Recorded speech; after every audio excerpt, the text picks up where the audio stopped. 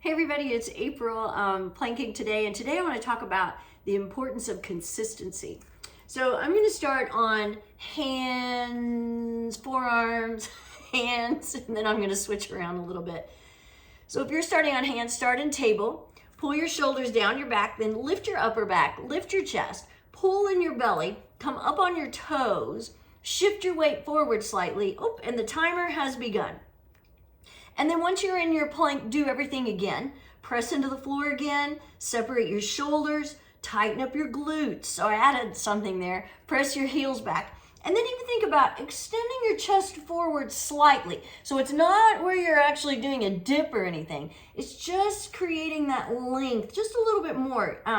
So your neck is neutral. Make sure you're not tucking your chin or looking up. Actively pressing into the floor the whole time and actively pulling in your belly. We're at 32 seconds. So I also have my part of my wardrobe laying next to me, lest you think that all I do is wear white t-shirts and jeans or corduroys.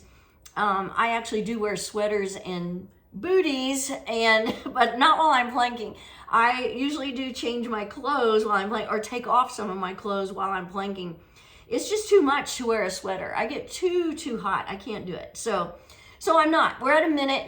And okay, talking about consistency.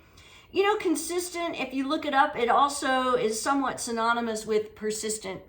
And so, you know, they're almost interchangeable.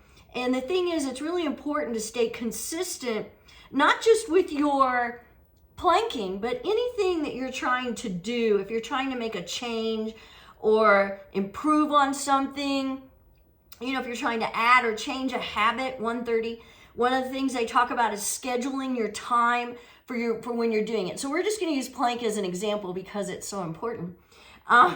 So, you know, schedule what times of day you're going to try and plank. Or no, not try, you're going to plank. And, you know, so if you say you're going to do it twice a day for 30 seconds, and that's going to help you build up to a minute or 2 minutes or whatever it is you're wanting to do. We are at 2 minutes, by the way. I think I'm going to hold this till 2:30, and then I'll switch to my forearms, and I'll hold it for 2:30. It's hard to do that, but you know what? We got to give ourselves a challenge, don't we? So it's easy. So maybe you set your alarm on your phone. I use my phone alarm all the time to remind me of things, especially if I have appointments and I don't want to be late, which I don't want to be late anytime for any kind of appointment. So setting your alarm is one great way to make sure you're consistent with your planks. 2:30, I'm going to switch to my forearms. And if you switch, you always want to make sure you do it mindfully, not so slow that that's all you're doing is switching, but pressing into the floor. Come back to your good plank, broadening your shoulders, pulling in your belly, shifting your weight forward slightly. And that's really important in your forearm plank, because it's really easy in forearm plank to let your hips sag or to have them up too high.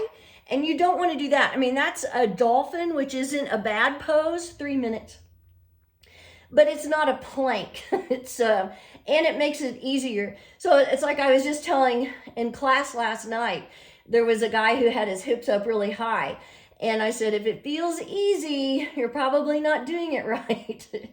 And it definitely is easier if you lift your hips up. I will tell you that. I know that from experience. And, and the thing is, not that it should be so hard.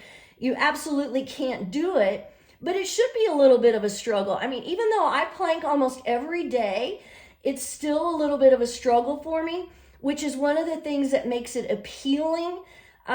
Because that means that I'm working and I'm getting stronger, and it's only 5 minutes, you know, so it's a great little workout. I feel like I needed to twist the other way if you're wanting to improve and make yourself stronger. So we're at 4 minutes.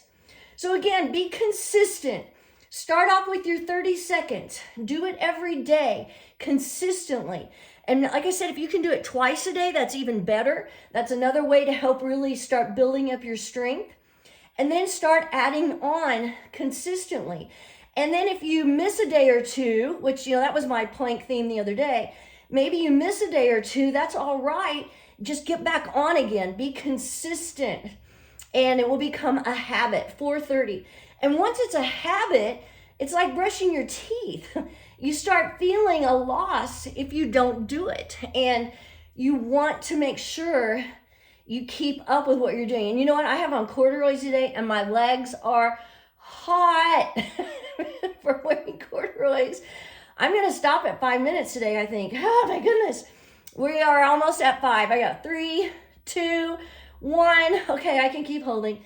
I'm going to do it. I'm going to hold for a few more seconds, even though, like I said, my legs are burning and my shoulders are shaking a little bit. It's okay. It's all good. I'm pulling in my belly and 5:15. Oh my goodness.